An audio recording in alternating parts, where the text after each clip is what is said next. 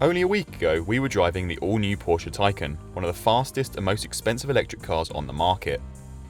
Yet just 7 days later, we're in the hot seat of something arguably as innovative, but altogether more affordable, the new Renault ZOE. Since launching in 2012, the ZOE has been given periodic updates designed to improve its practicality, faster charging and ever more range.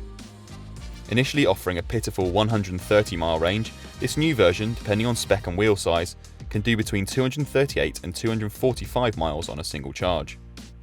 Based on the same electric architecture as before, the revised ZOE gets a fresh look as well as new batteries and new motors. Styling changes are evolutionary, with a gently tweaked nose, more chrome and full LED lights front and rear. There are new wheel designs and new colours to choose from too. So there are two models to choose from. There's the older R110 carried over from the previous generation car, and this, the new R135. This new model gets around 135 horsepower and 245 Nm of torque. That's quick enough for it to go from 0 to 62 miles an hour in less than 10 seconds. Of course, the ZOE is best suited to town driving, but we are taking it up and down these mountain roads in Sardinia, and it is perfectly quick enough.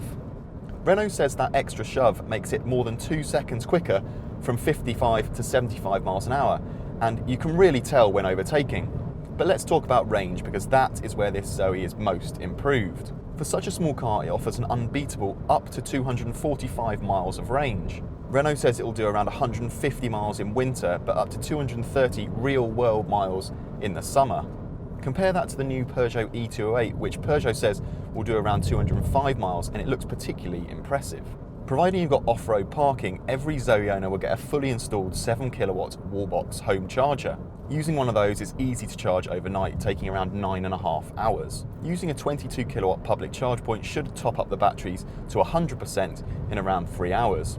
But the ZOE is now available with DC fast charging, so from a 50 kilowatt public charge point, you should be able to charge from 0 to 80% in around an hour and 10 minutes. One thing we particularly like about this new ZOE is its interior. You get some really cool fabrics on the dash, the centre console and the doors, and top spec models get this new 9.3-inch touchscreen. It's really easy to use and it's got loads of functionality, and the touch operation is actually really responsive. You can configure it exactly as you want it, so you can have sat-nav on there, as well as media or phone information, or you can go full screen sat-nav if you just want to see the map. One frustration is the lack of a physical volume button, but you can use these buttons behind the wheel. Nothing much has changed here in the back, which is to say that the ZOE still isn't one of the biggest super minis in its class. Yet there are still 3 seats along the rear, and the outside 2 chairs do get ISOFIX points for kids. Now, there is a small transmission tunnel down on the floor, but it's not too intrusive, which means you can, despite the fact you sit a little bit higher in the middle, sit relatively comfortably 3 across. There are even 2 charge ports for charging your phone. There are 3 trims available at launch, and as before, Renault is offering a choice of purchase plans. You can lower the car's overall cost by leasing the batteries for a monthly fee, expected to start from around £49 per month. Or you can buy the ZOE outright, with the batteries included.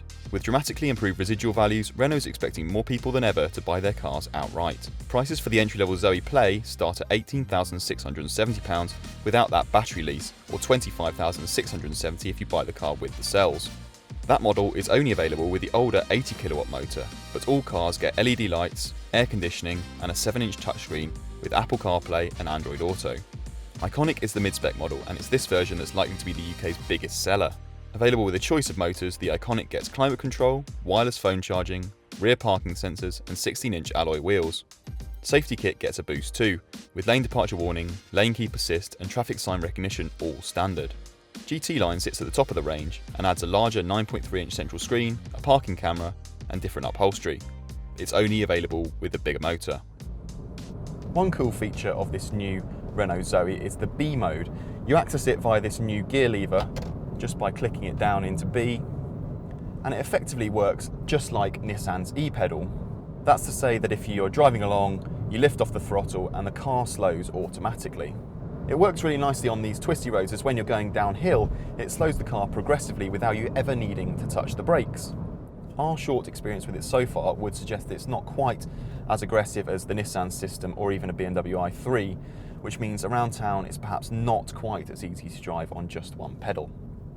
So what is the ZOE like to drive? Well, with 135 horsepower, That, in a normal Super Mini, would be considered a warm hatch.